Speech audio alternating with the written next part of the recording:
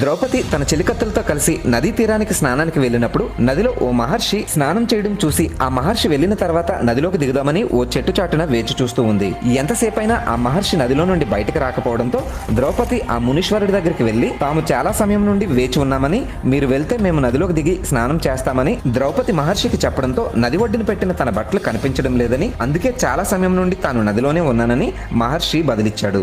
వెంటనే ద్రౌపది తన చీర నుండి కొంత భాగాన్ని చింపి నదిలోకి విసిరింది. కానీ అది నదీ ప్రవాహానికి కొట్టుకుపోవడంతో ద్రౌపది మరో కొంత భాగాన్ని చింపి నదిలోకి విసిరింది. కానీ అది కూడా కొట్టుకుపోయింది. ద్రౌపది తన చీర నుండి మరో ముక్కని చింపడానికి ప్రయత్నిస్తుంటే మహర్షి వద్దని చెప్పి ఆ మిగిలే వస్త్రంతో ద్రౌపది దేహాన్ని కప్పుకోవడం వీలు కాదు కాబట్టి ఆ పక్కనున్న వారిలో ఎవరినైనా ఇవ్వమని మహర్షి అడగడంతో వారంతా తమ వస్త్రాన్ని ఇవ్వడానికి నిరాకరించారు. దాంతో మహర్షి ద్రౌపది దాతృత్వానికి మెచ్చి ఆపద కాలంలో ఆ పరంధాముడైన శ్రీకృష్ణుడే నీకు అండగా ఉంటాడని ఆశీర్వదించి అక్కడి నుండి అంతర్ధానమయ్యాడు.